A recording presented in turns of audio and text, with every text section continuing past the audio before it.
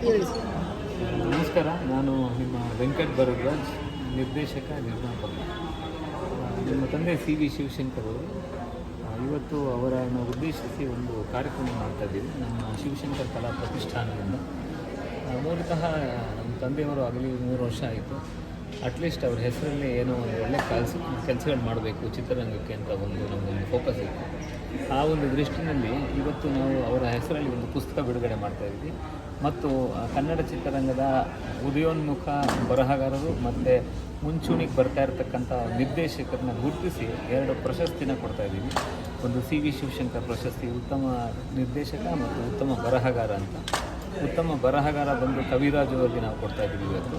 ಮತ್ತು ಉತ್ತಮ ನಿರ್ದೇಶಕ ಬಂದು ಶಾಕಾಹಾರಿ ಚಿತ್ರದ ನಮ್ಮ ಸಂದೀಪ್ ಸುಂಕದ ಕೊಡ್ತಾಯಿದ್ದೀವಿ. ಮೂಲತಃ ನಮ್ಮ ತಂದೆಯವರು ಯಾವಾಗಲೂ ಕನ್ನಡ ಪ್ರೇಮಿ ಮತ್ತು ಕನ್ನಡ ಚಿತ್ರರಂಗಕ್ಕೆ ಬಹಳಷ್ಟು ದುಡಿದಂಥ ವ್ಯಕ್ತಿ. ಸುಮಾರು 65 ವರ್ಷ ಅವರು ಕನ್ನಡ ಚಿತ್ರರಂಗಕ್ಕೆ ಸೇವೆ ಸಲ್ಲಿಸಿದರು. ದೊಡ್ಡ ನಟರು, ದೊಡ್ಡ ನಿರ್ಮಾಪಕರ ಜೊತೆ ಅವರ ಒಡನಾಡಿ ಇತ್ತು. ಚೆನ್ನೈಯಲ್ಲಿ ಸುಮಾರು ಕನ್ನಡ ಧ್ವಜವನ್ನು ಹಾರಿಸಿ ಆವತ್ತಿನ ದಿನ ತಮಿಳ್ ಜಾಗದಲ್ಲಿ ಹೋಗಿ ಕನ್ನಡ ಪಾಠ ಹೇಳಿಕೊಟ್ಟಂಥ ನಮ್ಮ ತಂದೆಯವರು. ಅವ್ರು ಯಾವಾಗಲೂ ಕನ್ನಡ ಚಿತ್ರರಂಗ ಒಂದು ದೊಡ್ಡ ಇತಿಹಾಸ ಇರುವಂಥ ಚಿತ್ರರಂಗ, ಅದಕ್ಕೆ ಬರೀ ಇತಿಹಾಸ ಆಗಬಾರ್ದು, ಅದೊಂದು ದೊಡ್ಡ ಕೋಟೆ ಆಗಬೇಕು, ದೊಡ್ಡ ಅರಮನೆ ಆಗಬೇಕು ಅಂತ ಕನಸು ಕಂಡಿದ್ದರು. ಸೊ ಆ ಒಂದು ನಿಟ್ಟಿನಲ್ಲಿ ನಮ್ಮ ಕೈಲಿ ಏನಾಗುತ್ತೆ, ಈ ವರ್ಷದಿಂದ ನಮ್ಮ ತಂದೆಯವರ ಹೆಸರಲ್ಲಿ 2 ಪ್ರಶಸ್ತಿ ಕೊಡ್ತಾ ಬರ್ತೀವಿ. ಮುಂದೆ ಬರುವ ದಿನಗಳಲ್ಲಿ ಸುಮಾರು ಕ್ಯಾಟಗರಿಲಿ ಇನ್ನೂ ಜಾಸ್ತಿ ಪ್ರಶಸ್ತಿ ಕೊಡುವಂಥ ಒಂದು ನಮ್ಮ ಶಕ್ತಿ ಬರಲಿ ಅಂಥೇಳಿ ನೀವು ಮೀಡಿಯಾದವರೆಲ್ಲ ಆಶೀರ್ವಾದ ಮಾಡಿ ನಮಗೂ. ಅಷ್ಟೇ ನಾನು ಇವಾಗ ಹೇಳೋಕ್ಕೆ ಬಯಸ್ತೀನಿ. ಪ್ರತಿ ವರ್ಷ ಚಾಲನೆಯಲ್ಲಿ ಇರುತ್ತೆ ಸರ್ ಈ ಥರ ಪ್ರೋಗ್ರಾಮ್? ಈ ವರ್ಷ ಮೊದಲನೇ ಸಲ ಶುರು ಮಾಡಿದ್ದೀವಿ. ಖಂಡಿತ ಮಾಡಬೇಕು ಅಂತ ನಮ್ಮ ಉದ್ದೇಶ ಇದೆ. ಇದು ಮೊದಲನೇ ಹೆಜ್ಜೆ ನಮ್ಮದು.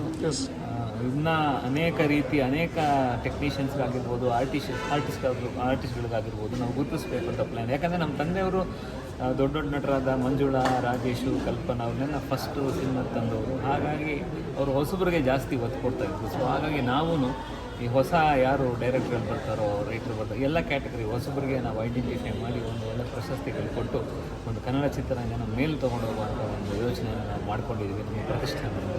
ಅದಕ್ಕೆಲ್ಲ ತಮ್ಮ ಸಹಕಾರ ಇರಲಿ ಅಂತ ನಾನು ಕೇಳಿಸ್ತೀನಿ. Thank you sir.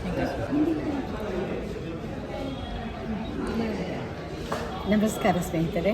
ನಮ್ಮ ಗುರುಗಳಾದ ವಿ ಶಿವಶಂಕರ್ ಅವರ ಒಂದು ಜನ್ಮದಿನ ಅಂಗವಾಗಿ ಈ ಕಾರ್ಯಕ್ರಮವನ್ನು ಹಮ್ಮಿಕೊಂಡಿದ್ದಾರೆ. ಇದರಲ್ಲಿ ನಾನು ಭಾಗವಹಿಸ್ತಾ ಇರೋದಕ್ಕೆ ನನಗೆ ಬಹಳ ಸಂತೋಷ ಆಗಿದೆ. ಯಾಕಂದರೆ ಪ್ರಥಮ ಬಾರಿಗೆ ನಾನು ಇವರ ಹತ್ರನೇ ನೃತ್ಯ ಕಲಿತಿದ್ದು. ಆ ನೃತ್ಯದಿಂದ ನಾನು ಒಬ್ಬ ಕಲಾವಿದೆ ಆಗ್ತೀನಿ ಅಂತ ನಾನು ಅಂದ್ಕೊಂಡಿರಲಿಲ್ಲ. ನೃತ್ಯ ಮಾಡ್ಕೊಂಡು ಇರ್ತೀನಿ ಅಂತ ಸಣ್ಣ ಮಕ್ಕಳಿಗೆ ನೃತ್ಯ ಕಲಿಸೋದು, ಹಾಡು ಹೇಳಿಸೋದು, ಇದೆಲ್ಲನೂ ತಂದೆ ತಾಯಿಗಳಿಗೂ ಒಂಥರ ಖುಷಿ. ಆ ಖುಷಿ ನನ್ನ ಜೀವನಕ್ಕೆ ಆಧಾರ ಆಯಿತು, ಜೀವನ ನಡೆಸೋದಕ್ಕೆ ಒಂದು ದಾರಿ ಆಯಿತು ಅಂತ ಆ ಗುರುಗಳಿಗೆ ಯಾವಾಗಲೂ ವಂದಿಸುತ್ತಾ ನಾನು ಅನ್ಕೋತೀನಿ. ಅವ್ರು ಕಲಿಸಿದ್ದಕ್ಕೆ ತಾನೇ ನಾವು ಇವತ್ತು ಊಟ ಮಾಡ್ತಾ ಇರೋದು ಅಂತ ಅನ್ಕೋತೀನಿ.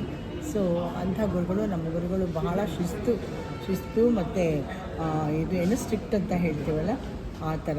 ಮತ್ತು ಕೋಪ ಜಾಸ್ತಿ ಅವರಿಗೆ. ಏನಾದರೂ ತಪ್ಪು ಮಾಡಿದ್ರೆ ಚಡಿ ಇಟ್ಕೊಡೋರು. ಅದೆಲ್ಲ ತಿಂದಿದ್ದೀನಿ, ಅವ್ರ ಹತ್ರ ಬಯಸ್ಕೊಂಡಿದ್ದೀನಿ. ನೀನೇನು ಕಲಿಯಲ್ಲ ಅಂತ ನನಗೆ ಸುಮಾರು ಸಲ ಅವರು ಬೈದಿದ್ದಾರೆ. ಮುಂದೆ ನಾನು ದೊಡ್ಡವಳಾದಮೇಲೆ, ಕಲಾವಿದೆ ಆದಮೇಲೆ ಅವ್ರ ಹತ್ರನೇ ಸನ್ಮಾನ ಮಾಡಿಸ್ಕೊಂಡಿದ್ದೀನಿ. ಅದು ನನಗೆ ಬಹಳ ಖುಷಿಯಾಯಿತು. ಗುರುವಿನ ಮುಂದೆ ಒಬ್ಬ ಶಿಷ್ಯ ಬೆಳೆದು ದೊಡ್ಡವಳಾಗಿ ಅವರಿಂದನೇ ಸನ್ಮಾನಗೊಳ್ಳೋದು ಅಂತಂದರೆ ಎಂಥ ಒಂದು ಅದೃಷ್ಟ ಅಲ್ವಾ? ಅಂಥ ಅದೃಷ್ಟ ನನ್ನದಾಗಿತ್ತು. ಅವಾಗ ಅಂದೆ, ನನ್ನ ಗುರುಗಳು ಸಣ್ಣವಳಿರ್ಬೇಕಾದ್ರೆ ನನಗೆ ಬಾರಿಸ್ತಾಯಿದ್ರು. ನಿಮಗೆಲ್ಲ ಹೇಳ್ತಿದ್ರು, ಏನು ಕಲಿಯಲ್ಲ, ಉದ್ಧಾರ ಆಗಲ್ಲ ನೀನು ಅಂತ ಹೇಳ್ತಾಯಿದ್ರು. ಇವಾಗ ನೋಡಿದ್ರೆ ಅವರೇ ನನಗೆ ಸನ್ಮಾನ ಮಾಡ್ತಾಯಿದ್ದಾರೆ. ಅಂಥ ಗುರುಗಳನ್ನು ನೆನಪು ಮಾಡಿಕೊಳ್ಳುವಂಥ ದಿನವನ್ನು ಅವರ ಮಕ್ಕಳು, ಲಕ್ಷ್ಮಣ್ ಅವರ ನನ್ನ ಮಕ್ಕಳು ಎಲ್ಲ ಸೇರಿ ಮಾಡ್ತಾಯಿದ್ದಾರೆ. ಸೊ ಹಾಗಾಗಿ ಆ ಮಕ್ಕಳಿಗೂ ಈ ಕಲಾ ಸೇವೆಯಲ್ಲಿ ತೊಡಗುವ ದಾರಿಯನ್ನು ತೋರಿಸಲಿ ಅಂತ ದೇವರು ಪ್ರಾರ್ಥಿಸ್ತೀನಿ. Thank you.